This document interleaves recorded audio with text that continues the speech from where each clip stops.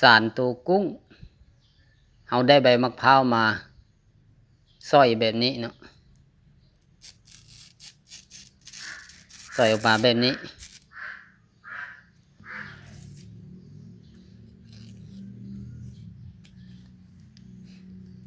เอาประมาณนี้เนาะส่วนมันนี้ส่วนก้านมันนี้เราก็หักออกหน่อยนึงเอาจงไว้ซ้ำนี้ก็พอแล้วเราก็เอาใบมาคล้องสารลงไปแบบนี้ทั้งสองฝากเนาะฝากเบื้องซ้ายฝากเบื้องขวาอันนี้ก็เอาเกี่ยวลงลุ่มแล้วก็เอาขึ้นมาถึงสอดลงแบบนี้สอดนี้เนาะดึงให้มันกระซับเริ่มพับตัวนี้ขึ้นมาแล้วก็พับเข้ามาแบบนี้คล้องลงลุ่มเกี่ยวขึ้นมาถึงแล้วก็ดึงเบื้องนี้ก็เฮ็ดคือกันพับขึ้นมาแบบนี้พับแบบนี้แล้วก็สอดลงลุ่มแล้วก็เกี่ยวขึ้นมาถึงก็สอดลงมาแบบนี้ดึงอีกมาเบื้องนี้ก็พับขึ้นมาแบบนี้เนาะพับสองเทื่อแล้วเราก็มาสอดดึงลงมาแบบนี้อันนี้ก็พับมาแบบนี้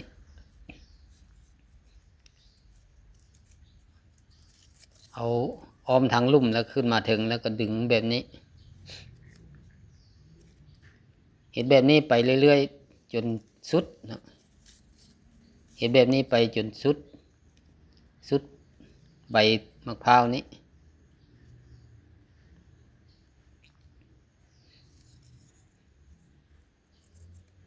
สอดลงแบบนี้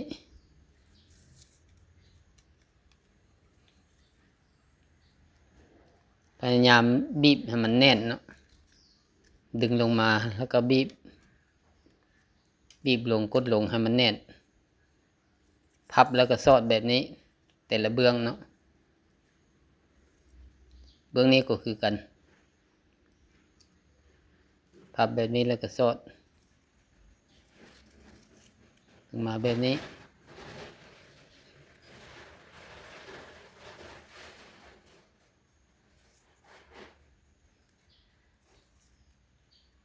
ไปแบบนี้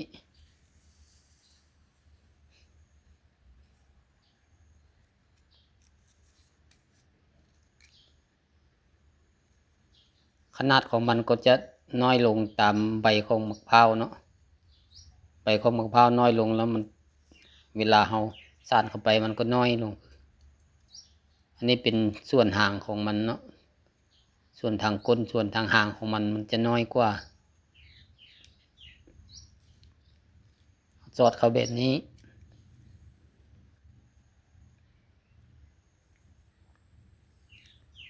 เอาเฮ็ดมาจนสุดเนาะ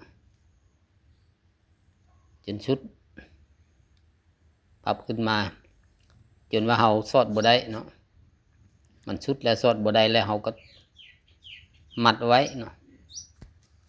มัดใส่กันไว้สองส้นนะมัดใส่กันไว้ให้มันอยู่มัดไว้แบบนี้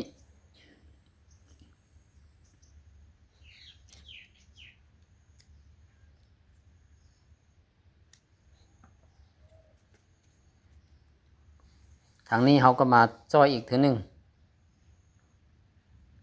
เห็ดเป็นส่วนทางหัวมันเขาเห็ดทางนี้เนาะอันนี้เขาซอยเป็นเส้นน้อยๆข้างละ4 เส้น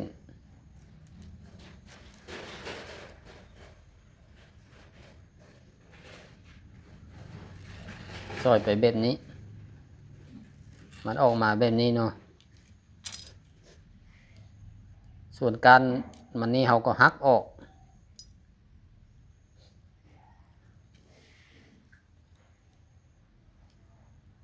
แบบนี้เขามาคอดเป็นส่วนตาของมันเนาะทางนี้เป็นทางหัวคอดเป็นส่วนตาของมัน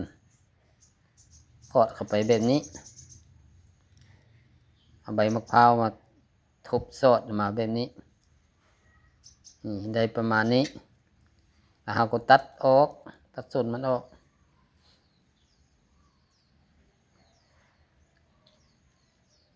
เอาเฮ็ดส่งเบื้องเป็นส่งตาเนาะ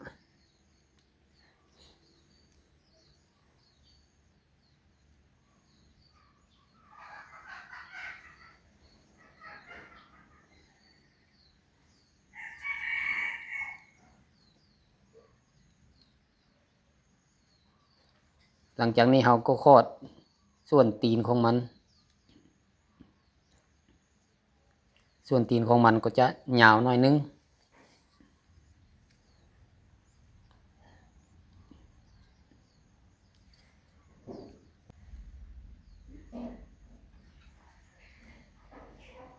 เราจะคอดไปแบบนี้เนาะคอดแต่ละฝั่งละ3ส่วนตีนของมันนี้เนาะมีฝั่งละ3เราต้องคอดให้มันทึกลายของมันเนาะคอดถ้าคอดแบบนี้มาบ่แม่นเราก็ต้องปิ้นคอดทางใหม่อีกคอดแบบนี้ยังบ่แม่นเนาะต้องได้ผืนออกคอดกลับไปอีก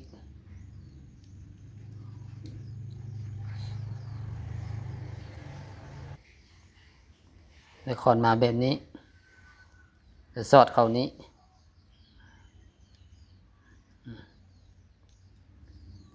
แบบนี้มันจึงทึกตามลายของมันเนาะ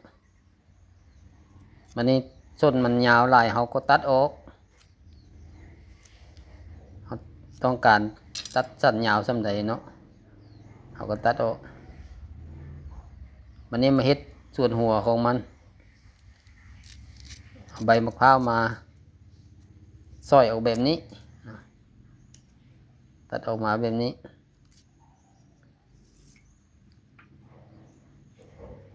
แล้วเราก็มาปาดเอามีดปาดออกแบบนี้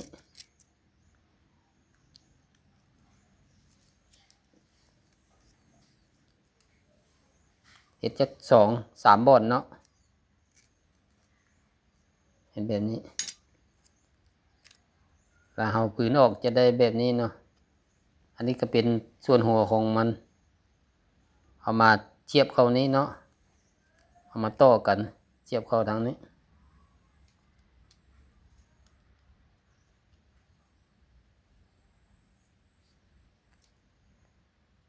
นี่เป็นส่วนหนว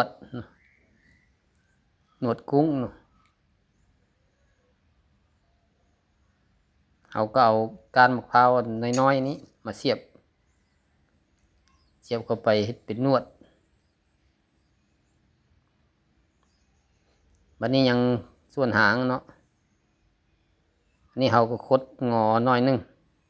เพื่อมันได้รูปทรงของมัน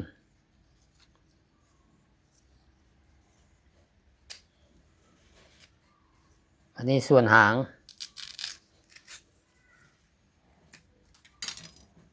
เขาก็เฮ็ดแบบนี้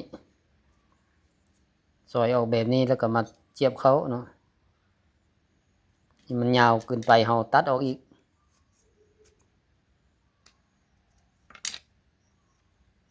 ตัดแล้วก็มาเสียบเขานี้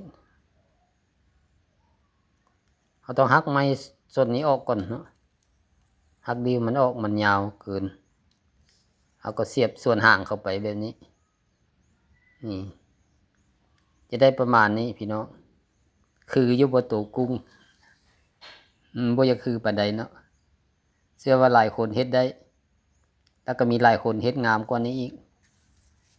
อันนี้เป็นตัวอย่างให้เบิ่งอันนี้เป็นตัวกุ้ง